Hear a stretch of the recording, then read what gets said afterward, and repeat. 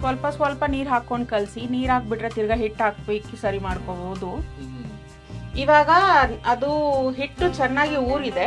ಇವಾಗ ಅದನ್ನ ತಟ್ಟೋಕೆ ತಗೊಳ್ಳೋಣ. ಸುಮಾರು ಯಾವ ರೆಸ್ಟೋರೆಂಟ್ ಅಲ್ಲೂ ಬ್ಯಾಂಗ್ಳೂರಲ್ಲಿ ಸಿಗಲ್ಲ ಅನ್ಕೊಂಡಿದ್ದೀನಿ.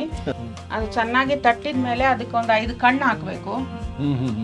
ಅದೇ ಬಿಟ್ಕೊಳತ್ತೆ ನೋಡಿ ಹೆಂಚು, ಹೆಂಚು ಅದೇ ಬಿಟ್ಕೊಳತ್ತೆ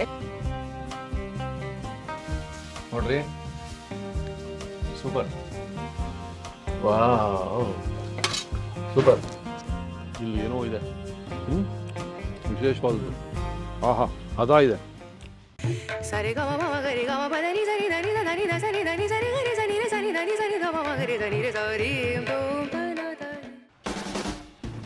ನಮಸ್ಕಾರ ವೀಕ್ಷಕ ಪ್ರಭುಗಳಿಗೆ. ಒಳ್ಳೆಯ ರುಚಿ, ಒಳ್ಳೆಯ ಅಡುಗೆ ಇದ್ದರೆ ನಾವು ಅಲ್ಲಿ ಹಾಜರ್. ಮತ್ತೊಮ್ಮೆ ಕಾಮ್ಡೌನ್ ಕೆಫೆಯಿಂದ ಕೆಲವು ಮೀಟರ್ ದೂರದಲ್ಲಿ ಅದ್ಭುತವಾದ ಇನ್ನೊಂದು ಹೋಟ್ಲಿದೆ ಅಂತ ನಮಗೆ ಕಸ್ಟಮರ್ಸೇ ಹೇಳಿದ್ರಲ್ಲಿ. ನಿರ್ವಿ ವೆಜ್ ಕಾರ್ನರ್ ಅಂತ ಪರೋಟಾಗೆ ಭಾಳ ಫೇಮಸ್ಸು, ಪರೋಟಾಸ್. ಸೊ ಅದ್ಭುತವಾದ ಪರೋಟ ಮನೆ ಶೈಲಿಯಲ್ಲಿ ಮಾಡ್ತಾರಂತೆ, ಹೋಮ್ ಮೇಡ್ ಪರೋಟಾಸ್ ಇಲ್ಲಿ. ಸೊ ಹಾಗಾಗಿ ನಾವು ಬಂದುಬಿಟ್ಟಿದ್ದೀವಿ. ಇದೇ ನಿರ್ವಿ ವೆಜ್ ಕಾರ್ನರ್. ಸೊ ಇಲ್ಲಿ ಪರೋಟ ಒಟ್ಟಿಗೆ ನಮಗೆ ತಾಲಿಪೆಟ್ಟು ಸಿಗುತ್ತೆ, ಮಹಾರಾಷ್ಟ್ರೀಯನ್ ಸ್ಟೈಲು. ಸೊ ಶ್ರುತಿ ಮೇಡಮ್ ಇರ್ತಾರೆ, ಮಹಾರಾಷ್ಟ್ರ ಶೈಲಿಯ ತಾಲಿಪೆಟ್ಟು ಹಾಗೆ ಪರೋಟಾಸು. ಅವರೊಟ್ಟಿಗೆ ಮಾತಾಡಿ ಆ ಕಥೆಯನ್ನು ಕೇಳಿ ನಮಗೆ ಯಾವ ರೆಸಿಪಿ ತೋರಿಸ್ತಾರೆ ಅವ್ರನ್ನ ಕೇಳ್ಬಿಡೋಣ. ಹಾಂ, ಅಮ್ಮ ನಮಸ್ಕಾರ. ವೀಕ್ಷಕರೇ, ಶ್ರುತಿ ಮೇಡಮ್, ನಾನು ಹೇಳ್ತಾ ಇದ್ದೆ ನಿಮಗೆ, ನಾವು ನಮ್ಮ ಏರಿಯಾ ಎಲ್ಲೇನೂ ಹೋಗಲಿ ನಾವು ಅದ್ಭುತವಾದ ಒಂದು ರುಚಿಗೋಸ್ಕರ ಹುಡುಕಾಡ್ತಿರ್ತೀವಿ.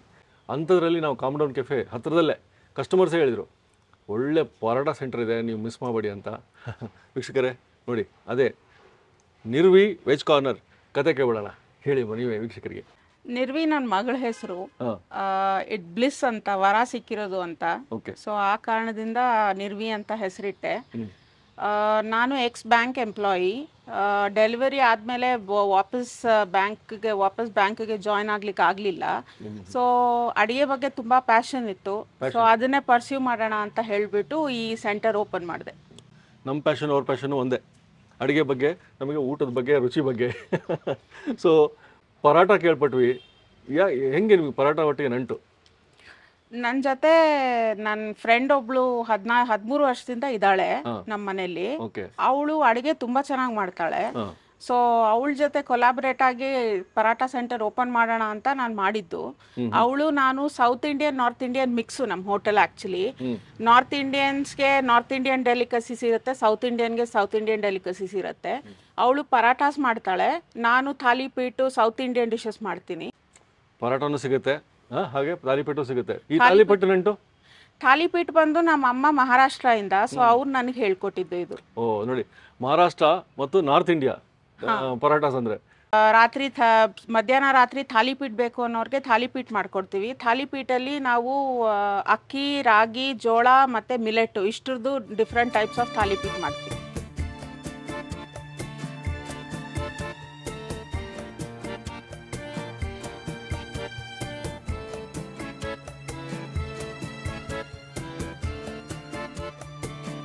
ತಾಲಿಪೆಟ್ಟು ಎಷ್ಟು ಅಳತೆಗಮ್ಮ ಇದು? ಹೌದು, ಇದು ಥಾಲಿಪೀಟ್ ಅಂತ ಮಹಾರಾಷ್ಟ್ರ ಕಡೆ ಕರೀತಾರೆ. ಇಲ್ಲಿ ಮಸಾಲೆ ರೊಟ್ಟಿ ಅಂತ ಹೇಳ್ತಾರೆ. ಇದು ಜೋಳದ ಹಿಟ್ಟಲ್ಲಿ, ಅಕ್ಕಿ ಹಿಟ್ಟಲ್ಲಿ, ರಾಗಿ ಹಿಟ್ಟಲ್ಲಿ ಮತ್ತೆ ಮಿಲೆಟ್ ಹಿಟ್ಟಲ್ಲಿ ನಾವು ಮಾಡ್ತೀವಿ. 4 ಥರ. ಇದು ಇವತ್ತು ನೋಡಿಸ್ತಾ ಇರೋದು ಜೋಳದ ಹಿಟ್ಟು. ಜೋಳದ ಹಿಟ್ಟಲ್ಲಿ ತುಂಬಾ ಸೊಗಸಾಗಿ ಬರುತ್ತೆ, ಟೇಸ್ಟ್ ಮಾತ್ರ. ಇದಕ್ಕೆ ಒಂದು 2 ಬಟ್ಲು ಜೋಳದ ಹಿಟ್ಟು ತಗೊಳ್ಳಿ. ಅದಕ್ಕೆ ನೀವು ಸ್ವಲ್ಪ ಉಪ್ಪು ಯೂಸ್ ಮಾಡಬೇಕು, ರುಚಿಗೆ ತಕ್ಕಷ್ಟು ಉಪ್ಪು, ತೆಂಗಿನಕಾಯಿ 1 ಬಟ್ಲು, ಈರುಳ್ಳಿ 1 ಬಟ್ಲು, ಸ್ವಲ್ಪ ರುಚಿಗೆ ತಕ್ಕಷ್ಟು ಖಾರ, ಎಳ್ಳು 1 ಬಟ್ಲು, ಕಡಲೆಕಾಯಿ ಬೀಜದ ಪುಡಿ 1 ಬಟ್ಲು. ಇದನ್ನ ಮಾಡೋ ವಿಧಾನ ನೋಡುವ. ಈಗ ನೀವು 2 ಬಟ್ಲು ಅಂದ್ರಲ್ಲ, ಅದು ನಮಗೆ ಕಣ್ಣಿಗೆ ಒಂದು 1/4 kg ತರ ಕಾಣ್ತದೆ, ಅಥವಾ 200 ಗ್ರಾಮ್? 200 ಗ್ರಾಮ್ ಆಗ್ಬೇಕು. ಇದು 200 ಗ್ರಾಮ್ ಆಗ್ಬೋದು. ಓಕೆ. ಇದು ಜೋಳದ ಹಿಟ್ಟು, ಜೋಳದ ಥಾಲಿಪೀಟು ಅಥವಾ ಮಸಾಲೆ ರೊಟ್ಟಿ ಅಂತ ಕರೀತಾರೆ. ಇದಕ್ಕೆ 200 ಗ್ರಾಮ್ ತಗೊಂಡಿದ್ದೀನಿ. ಇದಕ್ಕೆ ಬೇಕಾದಷ್ಟು ಉಪ್ಪು, ರುಚಿಗೆ ತಕ್ಕಷ್ಟು ಉಪ್ಪು, ಮತ್ತೆ ಹಸಿಮೆಣಸಿನ್ಕಾಯಿ, ಎಳ್ಳು, ಇನ್ನೊಂದು ಸ್ವಲ್ಪ ಎಳ್ಳು ಹಾಕ್ಕೋಬೋದು. ಎಳ್ಳು ಹಾಕಿದಷ್ಟು ರುಚಿ ಜಾಸ್ತಿ. ಕಡಲೆಕಾಯಿ ಬೀಜದ ಪುಡಿ ಒಂದು ಸ್ವಲ್ಪ, ಶೇಂಗದಾಣ ಪುಡಿ ಒಂದು 2 ಟೇಬಲ್ ಸ್ಪೂನ್ ಹಾಕ್ಕೊಳ್ಳಿ. ಮತ್ತು 2 ಟೇಬಲ್ ಸ್ಪೂನ್ ತೆಂಗಿನಕಾಯಿ ಹಾಕ್ಕೊಳ್ಳಿ. ಹಾ, ತುರಿದಿರೋದು. ಅಲ್ಲ ಅಲ್ಲ, ಹಸಿ ತೆಂಗಿನಕಾಯಿ ತುರಿದಿರೋದು. ಮತ್ತೆ ಅರ್ಧ ಬೌಲು ಈರುಳ್ಳಿ.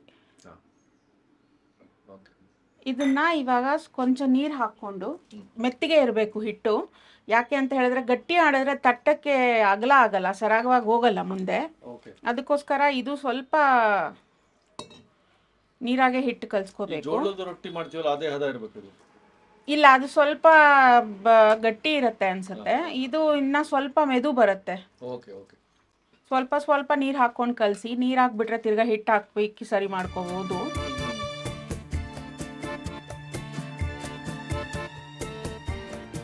ಮತ್ತೆ ಇದು ಕಲಸಿಟ್ಟು ಒಂದು 5 ನಿಮಿಷ ಸ್ವಲ್ಪ ಊರ್ಲಿ ಹಿಟ್ಟು. ಅದು ಊರಿದಾಗ ಎಲ್ಲ ಹೊಂದ್ಕೊಂಡು ಬರುತ್ತೆ. ಅದಕ್ಕೆ ಇದು ಒಂದು 5 ನಿಮಿಷ ಊರ್ಲಿ. ಊರಿದ ಮತ್ತೆ ನೋಡ್ಸೋಣ. ಅಷ್ಟರಲ್ಲಿ ಇದಕ್ಕೆ ಚಟ್ನಿ ಮಾಡ್ಕೊಳ್ಳೋಣ. ಚಟ್ನಿಗೆ ತೆಂಗಿನಕಾಯಿ, ಹಸಿಮೆಣಸಿನಕಾಯಿ, 2 ಎಸಳು ಬೆಳ್ಳುಳ್ಳಿ ಅಷ್ಟೇ, ಉಪ್ಪು. ಇದು 1 ಬಟ್ಲು ತೆಂಗಿನಕಾಯಿ, ಹಸಿ ತೆಂಗಿನಕಾಯಿ, ಆಮೇಲೆ 4 ಹಚ್ಚಿದ ಮೆಣಸಿನಕಾಯಿ, ಹಸಿ ಮೆಣಸಿನಕಾಯಿ, ಮತ್ತು 2 ಎಸಳು ಬೆಳ್ಳುಳ್ಳಿ. ಇದು ಚಟ್ನಿಗೆ ಮತ್ತು ರುಚಿಗೆ ತಕ್ಕಷ್ಟು ಉಪ್ಪು. ಇಷ್ಟು ಮಾತ್ರ ನಾವು ಬಳಸೋದು ಇಲ್ಲಿ ಮಾಡೋ ಚಟ್ನಿಗೆ.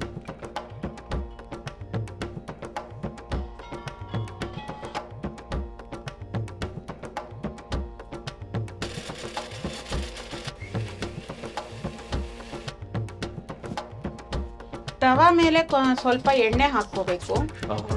ತವಾ ಮೇಲೆ ಸ್ವಲ್ಪ ಎಣ್ಣೆ ಹಾಕ್ಕೊಂಡು ಇನ್ನೊಂದು ಸ್ವಲ್ಪ ಹಾಕೊಳ್ಳೋಣ. ಇಂಪಾರ್ಟೆಂಟ್. ಇದು ಚಪಾತಿ ಮಾಡಿರೋ ತವಾ ಅಲ್ಲಿ ಬರಲ್ಲ, ದೋಸೆ ಮಾಡಿರೋ ತವಾ ಅಲ್ಲಿ ಬರಲ್ಲ. ರೊಟ್ಟಿಗೆ ಅಂತಾನೆ ಬೇರೆ ತವಾ ಇರುತ್ತೆ, ಹಂಚಿರುತ್ತೆ. ಇವಾಗ ಅದು ಹಿಟ್ಟು ಚೆನ್ನಾಗಿ ಊರಿದೆ. ಇವಾಗ ಅದನ್ನ ತಟ್ಟೋಕೆ ತಗೊಳ್ಳೋಣ. ಕೈಯಲ್ಲಿ ಸ್ವಲ್ಪ ಸ್ವಲ್ಪ ನೀರ್ ಅದ್ಕೊಂಡು ತಟ್ಟಬೇಕು, ತೆಳ್ಳಿಗೆ ಬರ್ಬೇಕದು.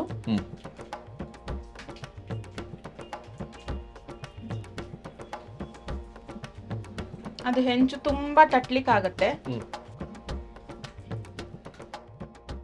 ಸುಮಾರು ಯಾವ ರೆಸ್ಟೋರೆಂಟ್ ಅಲ್ಲೂ ಬ್ಯಾಂಗ್ಳೂರಲ್ಲಿ ಸಿಗಲ್ಲ ಅನ್ಕೊಳ್ತೀನಿ. ಇದು ನಮ್ದು ವಿಭಿನ್ನವಾದ ಡಿಶ್. ನಾವ್ ಇದನ್ನೇ ಮಾಡೋದು. ಇದನ್ನ ಕೇಳ್ಕೊಂಡು ತುಂಬಾ ಜನ ಬರ್ತಾರೆ, ತಾಲಿಪೀಠ ಅಂತ.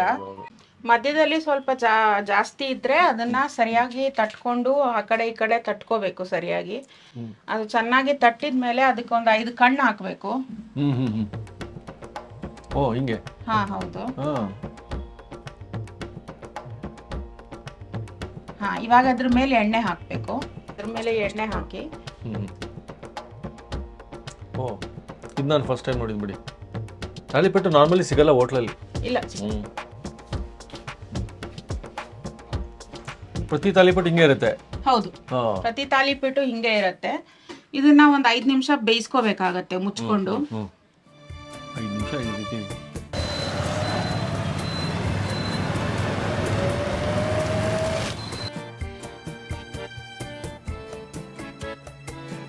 ಇನ್ನ ಒಂದ್ 2 ನಿಮಿಷ. ಇವಾಗ ತೆಗೆದಿಟ್ಟು ಬೇಯಿಸಬಹುದು. ಅದೇ ಬಿಟ್ಕೊಳತ್ತೆ ನೋಡಿ ಹೆಂಚು. ಹೆಂಚು ಅದೇ ಬಿಟ್ಕೊಳತ್ತೆ, ನೀವೇನ್ ಬಿಡೋ ಅಷ್ಟಿಲ್ಲ. ಇವಾಗ ಅದನ್ನ ಒಂದು ಫ್ಲಿಪ್ ಮಾಡ್ಬೋದು ಅಲ್ವಾ? ನೋಡ್ರಿ, ಸೂಪರ್. ವಿಶೇಷವಾದ ತಾಲಿಪೀಠು ಈ ರೀತಿ ನಾನಂತೂ ನೋಡಿಲ್ಲ. ಶಿಖರ ನೀವು ನೋಡಿದ್ರೆ ಕಾಮೆಂಟ್ ಹಾಕಿ ಯಾವ ರೀತಿ ಇತ್ತು ಅಂತ. ಈ ಟೇಸ್ಟ್ ಮಾಡ್ಬೇಕಂದ್ರೆ ಇಲ್ಲಿ ಬನ್ನಿ, ಸಹಕಾರ ನಗರ ಹತ್ರ Nirvi NCBS back gate, Nirvi veg corner ಅಂತ. ಕೆನರಾ ಬ್ಯಾಂಕ್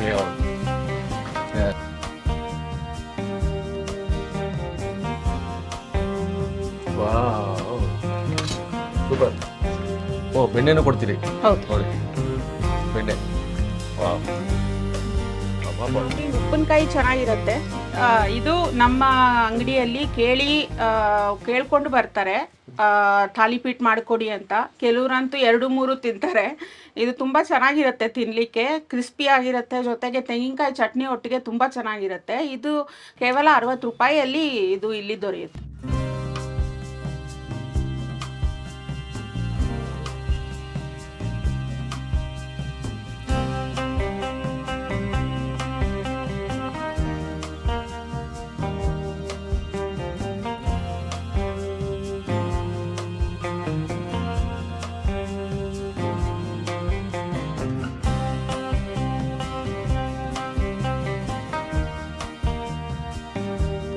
ತಾಲಿಪೆಟ್ಟು ತಿಂದಿದ್ದೀವಿ, ಬಟ್ ಬೆಣ್ಣೆ ಒಟ್ಟಿಗೆ ನೋಡಿ, ಆ ಬೆಣ್ಣೆನ ಸವರ್ಕೊಂಡು ತಿನ್ಕೋಬೋದಿಲ್ಲಿ.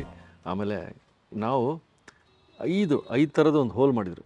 ಹಾಂ, ಯಾಕೆ ಅಂದರೆ ಅದು ಎಲ್ಲ ಕಡೆಗೆ ಸರಿಯಾಗಿ ಬೇಯಬೇಕಂತ ಇಷ್ಟೊಂದು ಕೇರ್ ತೊಗೊಂಡು ಮಾಡೋರು ಭಾಳ ರೇರು. ತಾಳಿಪೆಟ್ಟು ಅಂದರೆ ನಾವು ಎಲ್ಲೆಲ್ಲದು ಫೇವ್ರೇಟ್, ಎಲ್ಲ ಕಡೆ ಸಿಗಲ್ಲಲ್ಲ, ಅದಕ್ಕೆ ಸಿಕ್ಕರೆ ಮಾತ್ರ ಬಿಡಬಾರ್ದು ರೀ. ಅಂಥ ಅದ್ಭುತವಾದ ಒಂದು ತಾಲಿಪೆಟ್ಟು. ಕೊಬ್ಬರಿ ಚಟ್ನಿ, ಹಾಲು ಥರ ಇದು ಕೊಬ್ಬರಿ ಚಟ್ನಿ. ಸೊ ಬೆಣ್ಣೆ, ತಾಲಿಪೆಟ್ಟು, ಉಪ್ಪಿನಕಾಯಿನೂ ಇದೆ, ಕೊಬ್ಬರಿ ಚಟ್ನಿ ಒಟ್ಟಿಗೆ. ನಿರ್ವಿ ವೆಜ್ ಕಾರ್ನರಲ್ಲಿ ಶ್ರುತಿ ಮೇಡಮ್ ಅವರು ತೋರಿಸಿದ್ದಾರೆ ಇವತ್ತು ಯಾವ ಥರ ಮಾಡ್ತಾರೆ ಅಂತ ನೋಡ್ಬಿಡೋಣ. ಇದೆ ಇಲ್ಲಿ ಏನೋ ಇದೆ ವಿಶೇಷವಾದದ್ದು. ಆಹಾ, ಹದ ಇದೆ ನೋಡಿ. ಅವರು ಹಾಕೊಂಡು ಇಂಗ್ರೀಡಿಯೆಂಟ್ಸ್ ಎಲ್ಲ ಹಂಗೆ ಇಣಿಕಿಣಿಗೆ ನೋಡ್ತದೆ ಹೊರಗಡೆ, ಅವೆಲ್ಲ ನಿಮ್ಗೆ ರುಚಿ ಕೊಡುತ್ತೆ. ಜೋಳ ಅಂದ ತಕ್ಷಣ ರೊಟ್ಟಿ, ಬಟ್ ಈ ತಾಲಿಪೆಟ್ಟು ಜೋಳದ ಹಿಟ್ಟಿನಲ್ಲಿ ವಿಶೇಷ ರೀತಿಯಲ್ಲಿ ಮಾಡೋದು, ಅದು ಮಹಾರಾಷ್ಟ್ರದಲ್ಲಿ ಮಾತ್ರ ಸಿಗುತ್ತೆ.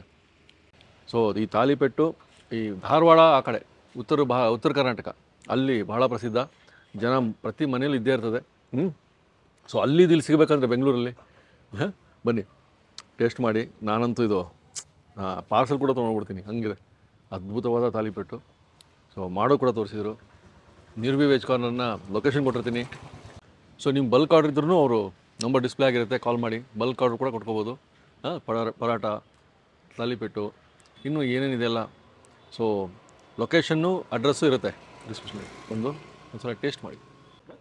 I mean, how is the taste and all? So basically, it's like a homely, whatever they have made is quite healthy, and sanitized is the main thing. Food here is very good. It's homely taste, and it's served very hot. So we come here regularly. It's very good food.